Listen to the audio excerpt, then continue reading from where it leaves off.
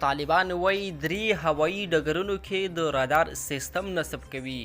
معلومات ویډیو کې چینل سبسکرایب کړئ.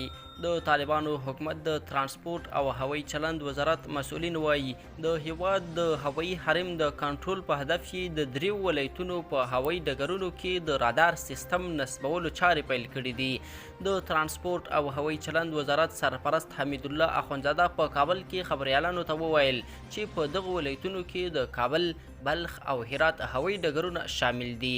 اوس مهال د کابل نړیوال هوایي ډګر ترافیک په ډیرو کم امکاناتو سره د یو افغان ټیم لخوا کنټرول کیږي چې د قطر او ازبکستان د مسلکي کسانو لخوا روزنه ورکړل شوې ده.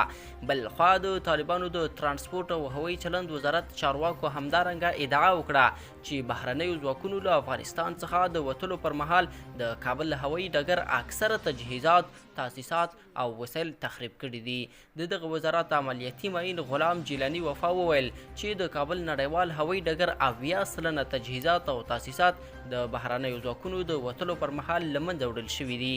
هغه وویل د کابل نړیوال هوایي ډګر کې د میلیونونو ډالرو په ارزښت تجهیزات او تاسیسات د بهرنیو ځواکونو او مغرضو کسانو لخوا له منځه وړل شوي دي.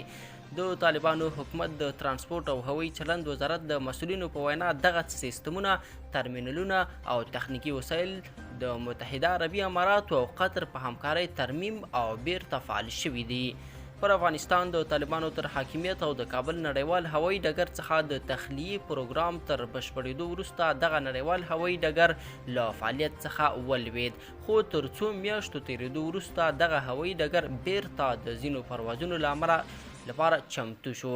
تیره ورځ د طالبانو حکومت د دفاع وزارت سرپرست محمد یعقوب مجاهد هم په کابل کې خبریالانو ته وویل چې د امریکا متحده ایالاتو له افغانستان څخه د وتلو پر مهال د دغه هیواد د رادار سیستم په بشپړه توګه له منځه وړی دی.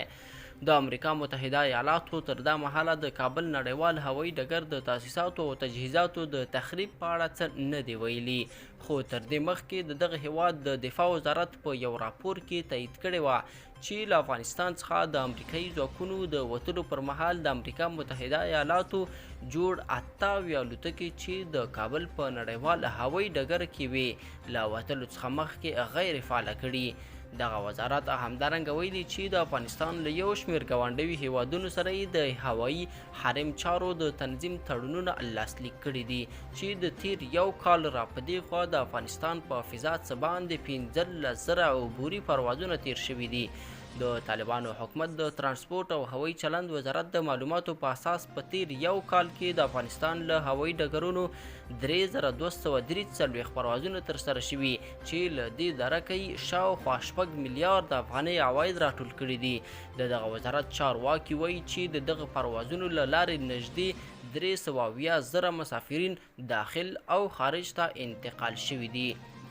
دا په داسې حال کې ده چې طالبانو په 4 نړیوالو هوایي ډګرونو کې د مسافرینو د کنټرول او بررسۍ قرارداد د متحده عربي اماراتو یو شرکت سره لاسلیک کړ.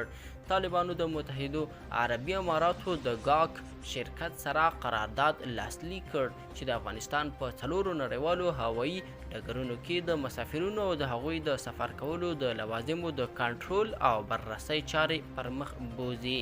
ګرانو کتونکو، تازه، دقیق او بې پرې خبرونو لپاره چینل سبسکرایب کړئ.